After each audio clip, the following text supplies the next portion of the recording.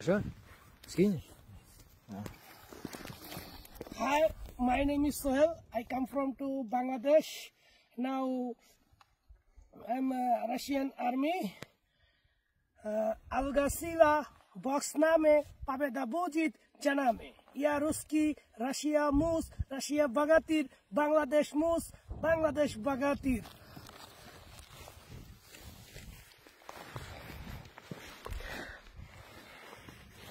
Как зовут? Зовут Черный, командир первого штурмового взвода। ওকে, তিনি হচ্ছেন যে আমাদের একজন কমান্ডার, অত্যাধিক ভালো একজন মানুষ।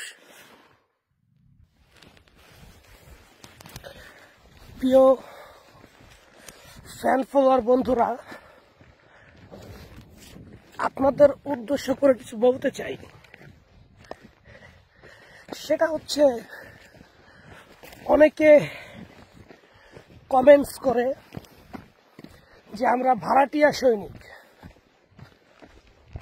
কমেন্টটা সত্য করে যে আমরা ভাড়াটিয়াই সৈনিক। আমার একটা কথা হচ্ছে, আপনার এলাকায় সবচেয়ে ভালো একজন ব্যক্তি হচ্ছে মসজিদের ইমাম। তিনি কোনো ঘুষ খায় না, সুদ খায় না, কোনো মানুষের ক্ষতি করায় না বা ক্ষতি করে না, স্বাভাবিক জীবনযাপন নিয়ে থাকে। সেই ব্যক্তিটাও যদি আপনাদের মসজিদে নিয়োগ পায়, সেও একজন বেতনভুক্ত মানুষ হয়, মানে বেতনভুক্ত ইমাম। তবে আপনাদের চোখে সেটা হচ্ছে হাদিয়া। আর আমরা সেনাবাহিনীতে জীবন নিয়ে লড়াই করি, টাকার বিনিময়ে আমরা ভাড়াটিয়া সৈনিক হয়ে গেছি। ঠিক আছে, ভাড়াটিয়া সৈনিক। এই দেশ আমাকে 1 বছর শেষে আমাকে নাগরিকত্ব দিয়েছেন। আমার স্ত্রী, আমার মা, আমার মেয়েদের সবাইকে দিছে। ভাড়াটিয়া সৈনিক যদি না হইতাম, তাহলে এটা কখনোই হইতো না, এটা মনে রাখবেন। আর যারা বলতেছেন যে রাশিয়ান সরকার আমাদের সাথে প্রতারণা করে, আপনি কিভাবে জানলেন প্রতারণা করে? যারা রাশিয়াতে চাকরি করতেছে তাদেরকে জিজ্ঞাসা করুন, তারা ঠিক মতন এককালীন ভাতা পাইছে কিনা, প্রতি মাসের 10 তারিখে বেতন পাইতেছে কিনা, জিজ্ঞাসা করুন। তারা কি মন্তব্য করে সেটা আমার জানান। ভাড়াটিয়া খুনি হই বা ভাড়াটিয়া সৈনিক হই, আমরা অ্যাকচুয়ালি সেনাবাহিনীতে চাকরি করতেছি।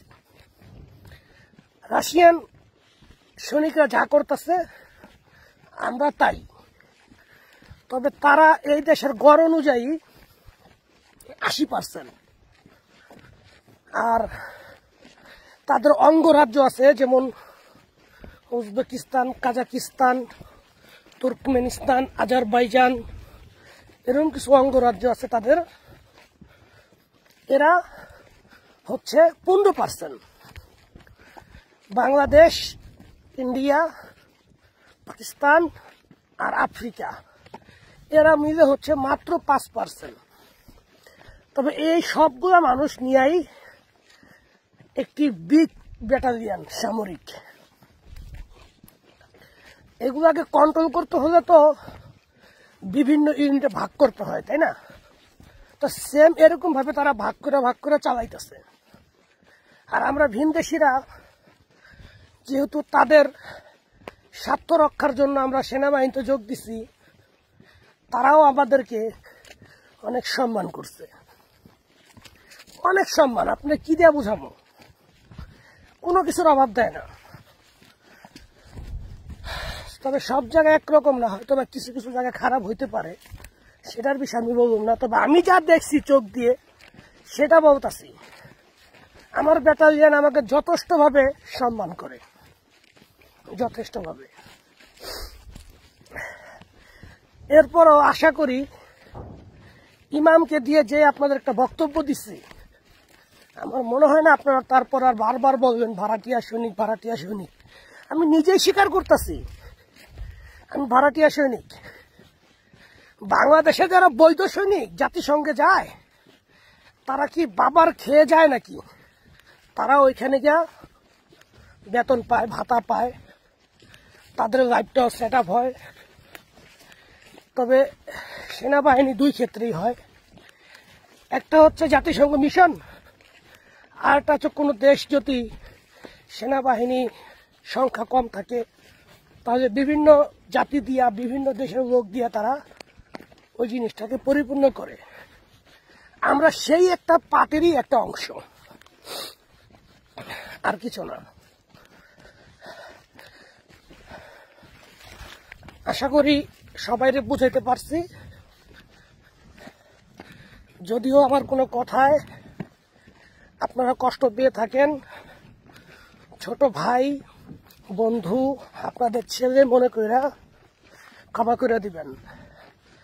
সর্বদাই আমার জন্য দোয়া করবেন। এই কথাগুলো বলছি, এই যে ভাড়াটিয়া সৈনিকের কথাগুলো বলছি একটাই কারণ কমেন্টস করে একজন আর দেখে 99 জন, কিন্তু ওই 99 জনই ওই একটা কমেন্টসের পিছনে তাদের মধ্যে একটা বিভ্রান্তি তৈরি হয়। যেরকম এক বালতি দুধের মধ্যে যদি এক চিমটি যে কোনো কালি পরে দুধটা কিন্তু নষ্ট হয়ে যায়, ঠিক কিনা? তো আপনারা যারা উল্টাপাল্টা মন্তব্য করবেন আগে চিন্তা করবেন পৃথিবীর সমস্ত দেশের সৈনিকরা জাতিসংঘ মিশনে গিয়া যা করে তারা কি ফ্রি করে নাকি?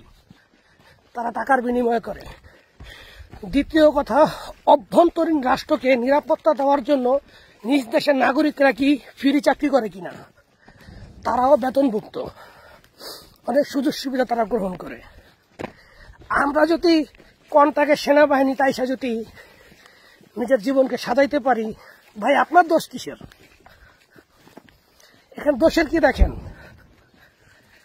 আমার দেশ তো আমাকে সেনাবাহিনী চাকরি দেয় নাই, সেনাবাহিনী তো দূরের কথা, একটা সরকারি চাকরি দেয় নাই।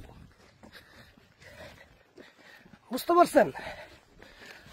সবচেয়ে বড় কথা হয়েছে যে জাতি যত সংগ্রাম করবে সে তত উন্নত, আর যে জাতি যত রিস্ক নিব হয় সে ফিনিশ আর নয় ডেভেলপমেন্ট, দুইটার একটা।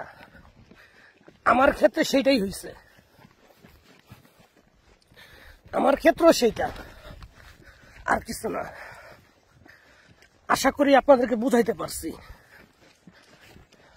ওকে।